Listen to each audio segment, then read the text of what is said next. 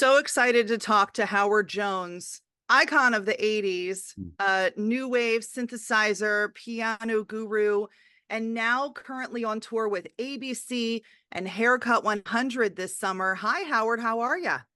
I'm great, thanks, Meredith. I'm doing very well. We've got some nice sunny weather here in the UK, so that's a bit of a change. So. Is that where you are Yes, right that's now? right. That's where yeah, yeah. Amazing. And so when are you coming over to start this amazing tour with ABC and Haircut Yeah. 100?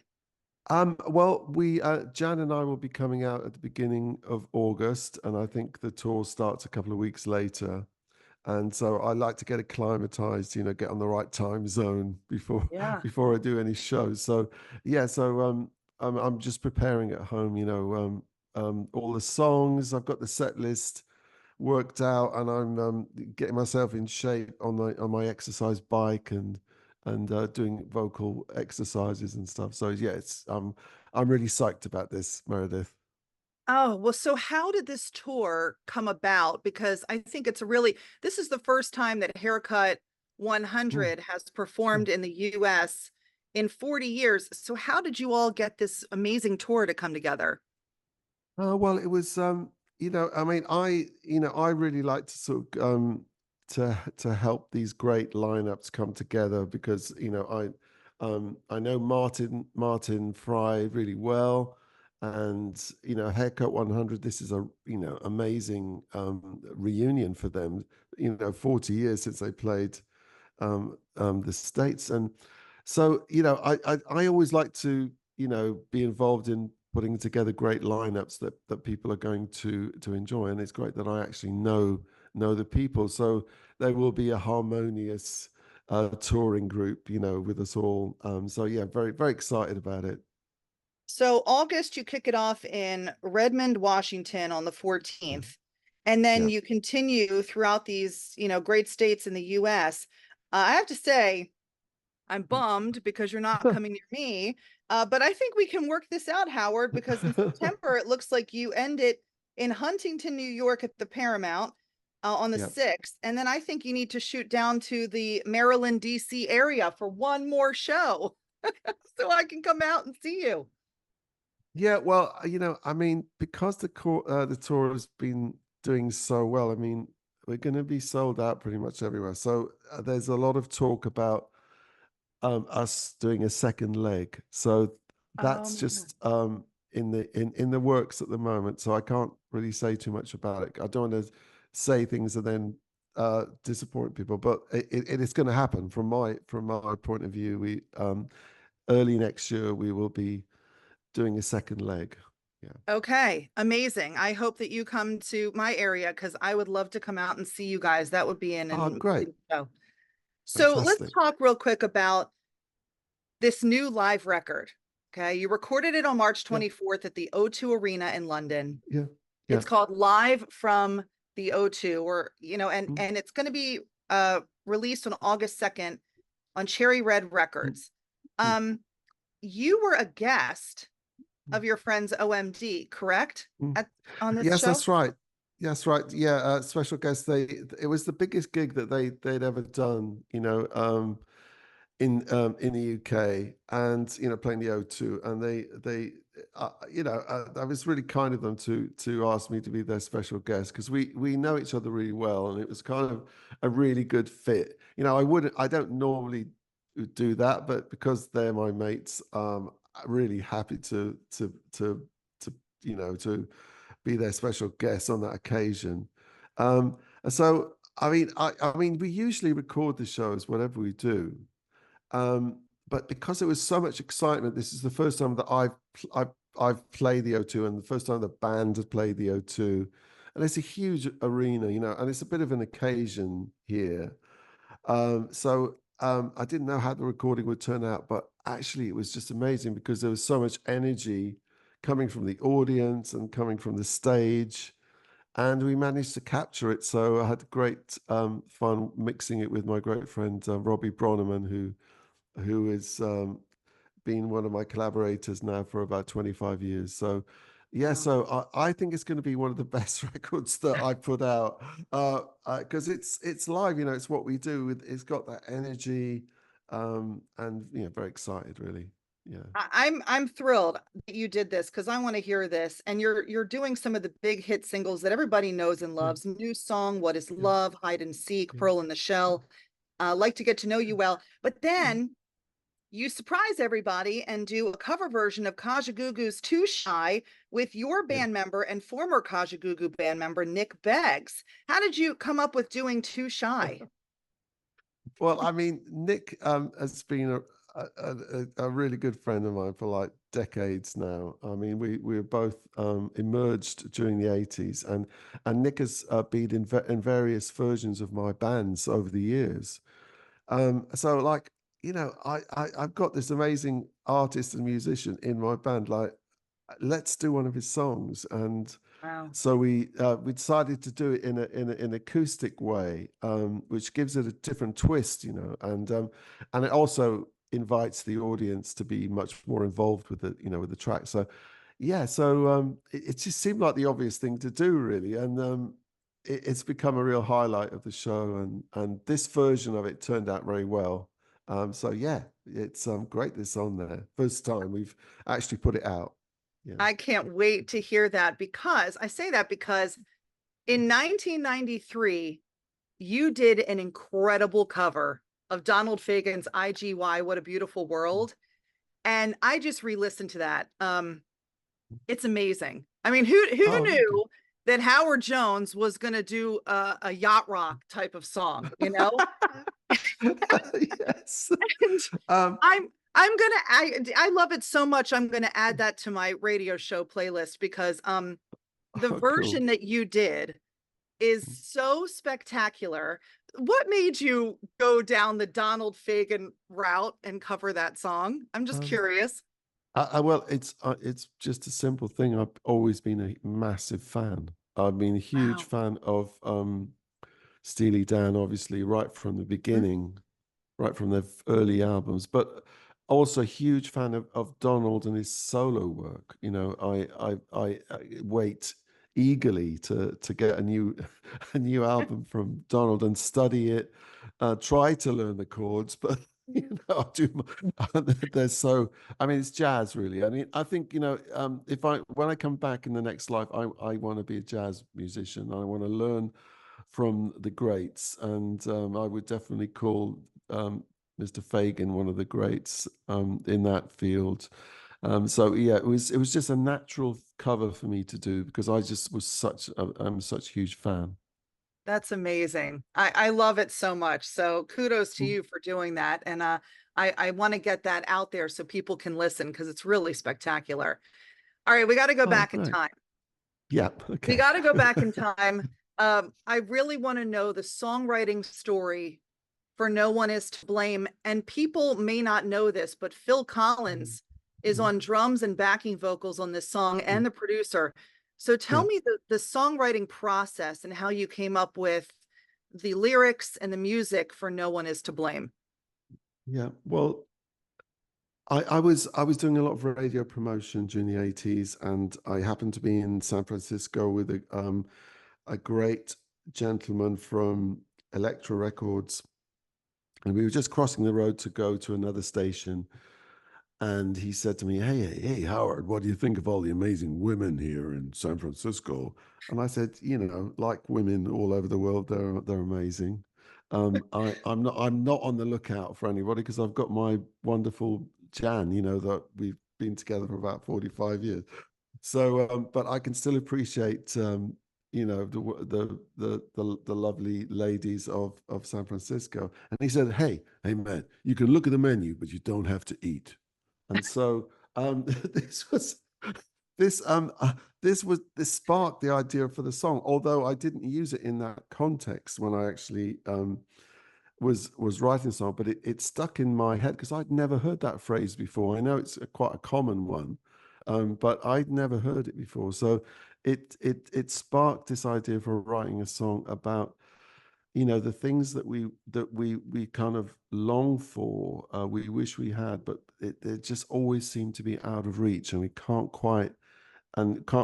get them. The thoughts we have, sometimes we don't like them, we don't want to have them, but we're not really to blame. I mean, we're human beings after all, and we're subject to so many forces. So it's a song that really describes what it's like, how difficult it is to be a human being. You know, I mean, we have to deal with a lot of stuff, and to end up acting well and behaving well is a challenge. You know, and that's really, I guess, at the root of it, that's what the song's about. And it was originally on Dream Into Action, as you know, in a much more stripped down version. But I really thought the song could do well at radio, and I kept believing in that. And so I asked Phil, because I'd worked with Phil, you know, on Princess Trust concerts here in the UK, so I knew him. And so, what do you think of the song? Are you up for doing a new version of it? And he immediately said yes. He loved it. And over 2 weekends down at Genesis Studios in Surrey, in the UK, we recorded it, and it kind of turned out like a dream. You know, the piano is just one take. My backing singers, Aphrodisiac, were singing on it, and they brought some really sort of beautiful, you know, session players in to play that Phil was, you know, part of his band. So yeah, so it was one of those magical moments, really, and it just turned out very well. I'm so glad I asked you that question. I really am. Like, I ask a lot of people the songwriting process questions, but that was great. And when you leave your Thank you. accent and you do the guy from San Francisco, oh, you just cracked me up. It's awesome. So thank you for that. Mm. Okay, 1985 was a very, very big year for Howard Jones. I listen, Mm. I've talked to Dolby. Thomas Dolby Mm. lives here. He Mm. lives in Yes, Baltimore. yes, We've that's we've right. hung out, we've gone to concerts together and dinner, and I've interviewed him a Mm. couple of times. Mm. And Yeah, it's great. I've heard his take on this, and of course, I think you know where I'm going with this. We have to talk about the synthesizer medley at the 27th Grammy Awards. It's you and Dolby and Herbie Hancock and Stevie Wonder. And Dolby is like, what is he, like Beethoven? He's with a big wig and he's crazy. Um, Yes. I remember as a kid being glued to Mm. the TV and watching this, and then getting to interview Dolby and talking about this. Now I get to interview you and talk about this. Mm. It Mm. seemed seamless as you're watching it. Yeah. It seemed very seamless and it was perfect. What were the rehearsals like for that? And what was that experience like for you? Well, I mean, I'm sure that Tom has told you that him and I, we were waiting in London to start the project, you know, to work out what songs we're going to do, how we were going to do them, and we were there. I think it was at Virgin Studios in West London, waiting for Stevie to turn up, and it got later and later and Mhm. later, and no Stevie arrived at all. I mean, and in the end, we had to kind of, you know, abandon that session and then reschedule to do it in LA just before the Grammys at Stevie Wonder's studio, which, to be honest, that was even more exciting to me. Yeah. Yeah, so you know, we decided what songs, you know, we were going to do, and we all gathered at Stevie's studio, and um, I, I, you know, it was very, I mean, for me, it was about hanging out with Stevie and with Herbie and Tom, to be honest, and you know, things that happened in that studio were amazing. Like the other two had to go off somewhere, so it was just me and Stevie left. In the control room with a bunch of keyboards around us, and we started jamming together. I mean, can you imagine? Yeah. Um, you know, my one of my absolute all-time heroes as a human being, as well as a musician, and we just jammed together. You know, trading riffs and grooves for about 20 minutes. And I thought he must be enjoying it because he's, you know, he's keeping going. So I have such great memories of that. And then, you know, the significance of what we did that day was there was this furore around synthesizers and keyboards that, you know, they played themselves, and this is music that, you know, is not human, it's machines making it and all that.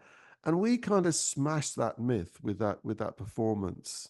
Yeah. You know, this is like two of the absolute legends of music, you know, Jazz and Stevie, and then me and Tom, the new boys on the block, showing that you know, that concept of these instruments was completely wrong. You know, it's just another way of making music, and you know, let's grab onto it. Us keyboard players, we've been waiting for this like for centuries. So, This was you your know, rock moment. yeah, yeah, and it was great. So, you know, it was wonderful. Tom in his Beethoven outfit with, and then there's me in my full '80s regalia, and then, you know, the legends behind us. You know, I mean, it was really cool, and I'm so glad that they asked us to do it. It was a moment for me that I'll never forget. Yeah. Yeah. You've been very vocal about not Mm. feeling quite confident to be a part of Band Aid, which I'm with you, you know, that I'm bummed. I feel like, you know, Howard Jones should have been on Band Aid, Yeah, yeah. but you were touring in the US and Mm. you got the call to come and do Live Aid and you flew back. Uh and that right there is probably another incredible moment in your life. I got Dolby's story of him Mm. and David Bowie in a helicopter Mm. flying above Queen, which is, if you've never heard him tell that story, you need to ask him. But what was your, I mean, what was your experience like? Was that your biggest audience at that time? Yeah. Well, oh yeah. I mean, surely it was the biggest audience of all time for everyone, because I think there's like a billion people watching on TV. It was a global event, Yes. so it was pretty scary. I mean, I flew in a helicopter as well, with the members of Queen, not Freddie, but the other guys, which was very cool. Wait a Um, minute. Wait, hold on a second, Howard. Hold on a second. You mean to tell me this is coming full circle now? So Dolby flies in a helicopter with Bowie, who's terrified of flying and hiding in a hoodie, over Queen while they're performing. But you flew in the helicopter over yes, Wembley with members of Queen. yes, yeah, yes, that's Wow. right. Yes, yes. I'm going to have to, So does he know that? I'm going to have to tell him that story. That's wild. yeah, yeah. Well, I mean, well, I mean, I got to hang out with Paul McCartney and Linda that day as well. You know, Yeah. we spent half an hour because, you know, because we're both, like, you know, committed vegetarians, so there was a lot to talk about. You know, and Linda took a photograph of me and Paul, and it's one of my most treasured possessions. You know, she signed it. Wow. And then, you know, I was there was an area they'd set aside at Wembley where you could sit and watch everyone, you know, and I saw the Queen performance from there. But as I was making my way back, there's a sort of like a bar area, and this gentleman with his back to me turned around and said, "Hello, Howard," and it was David Bowie, and I was like, "Oh my God, David Bowie knows who I am." It's like David Bowie, the David Bowie, knows my name. Wow. Sort of Wow. total freak out. And he said, "I hear you're doing really well in America." And I thought, David Bowie knows about me. It's like, this is just the best thing ever. I can now, I could retire now, and I'd be totally fulfilled in my life. So, you know, those kind of things were happening all over the place. I mean, I don't feel like that about many people, but Bowie, absolutely, you know, absolutely. That's amazing. That's absolutely amazing. We could have an entire Howard Jones show of you just impersonating people. Just want to put it out there. Think about it. I would not discount that in the future because I think you can get a lot of hits on that. Well, we've got to talk about 80s fashion and the hair. Because when I think back to the 80s, and I just was talking to Tom Bailey of Thompson Twins about this, the Thompson twins had their style, Culture Club had their style, Dolby had his, semi style. And then, of course, there's Howard Jones, who has this big hair. You were like the epitome of 80s fashion and the hair.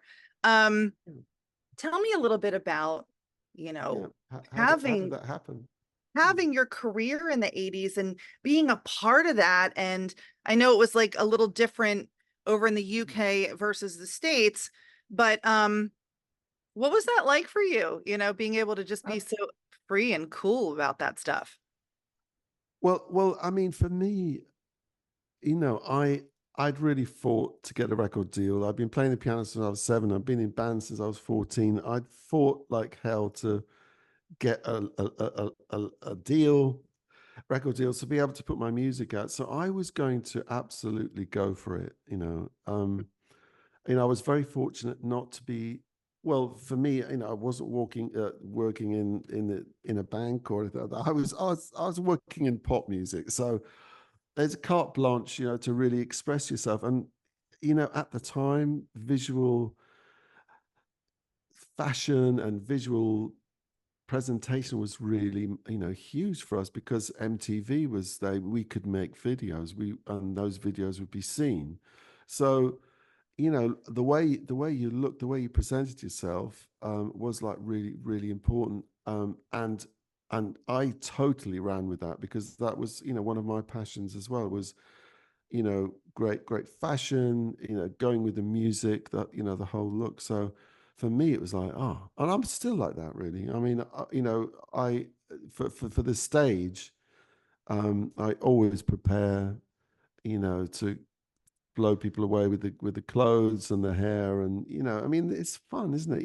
It's like Yeah. none of us should ever be scared to do those things. And I thought that was, one of our jobs as pop stars, is to say to people, look, it's okay to be who you are. It really is. You just be brave and go for it, because we need you. We need you to do that. It makes life more interesting and more exciting, and it's an expression of who you are, and that's what I always viewed it as. And almost like being a pioneer, to say to people, it's okay, to be the person you really are. You don't have to hide away. Yeah. Do you miss it? Do you wish that the world were more like that time Um, in well, in I sense in don't, the sense of freedom and fashion and stuff? yeah, I mean, I think there's, yeah, I do. It's, yeah, I do. I think it was a lot of fun, and it was an expression of not being afraid, and we none of us should live our lives being afraid. We should be who we are. It's the ultimate thing to express yourself the way you want to be. Everyone's unique and wonderful, and that's what pop music and rock music should be saying. Let's really be ourselves and be free, and look after each other, in our own way, and be different. And it's a great way to live. And I think that pop music and rock music was always the reason that I got into it, was that it's an alternative culture of not being afraid and not being scared.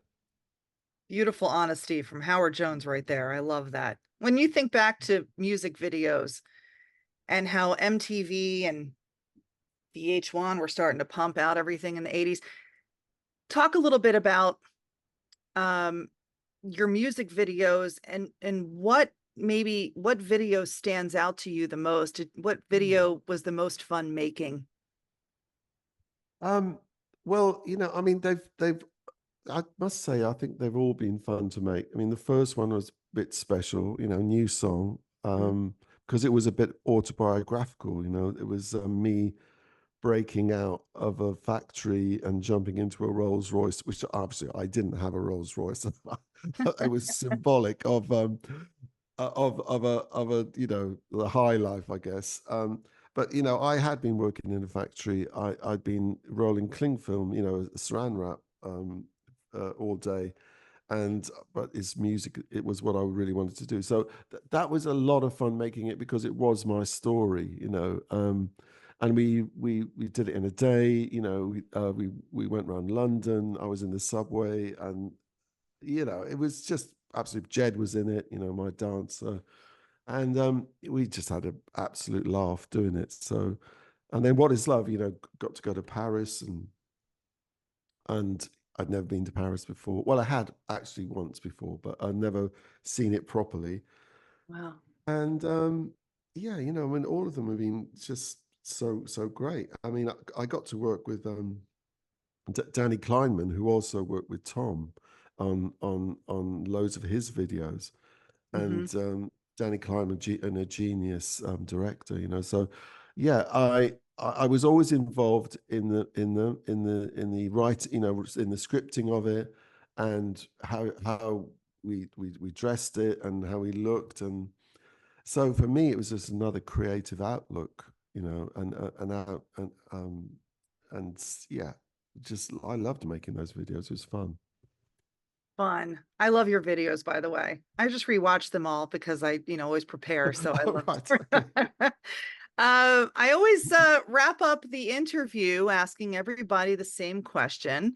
I would like to know, what is your goosey moment? And when I say goosey moment, it means that the hairs on your arms stand up. You get those goosebumps because there's something that happened in your career that just gave you the goosies in the best way possible. And you're going, I can't believe this is my life, and I can't believe this is happening.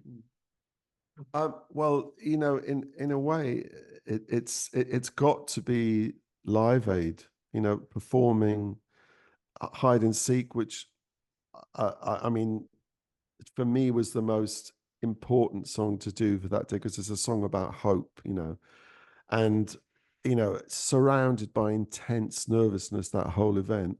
So you walk on stage, and I was doing it on my own. I was at the piano on my own. I sat there and started off the song, you know, a little fast, got to the chorus, and then suddenly the whole of Wembley joined in with me singing the chorus. And Mm. that was like, oh, I will never forget that moment. That is a goosey moment that really cannot be surpassed. It was like lifting. It was like I felt so supported by all these amazing people who were there for a great reason. You know, they wanted to Yeah. support this cause, and yeah, that. I don't think I could possibly beat that one. Wow. Howard Jones on tour with ABC and Haircut 100 later this summer, live at the O2, out on August 2nd. Can't wait to hear that album. And the Howard Jones impersonation show is coming up at some point later in life. Howard, you're a pleasure. Great, Thank you for being on the great. show. I appreciate it. Thank you so much, Meredith, for doing the interview. Thank you.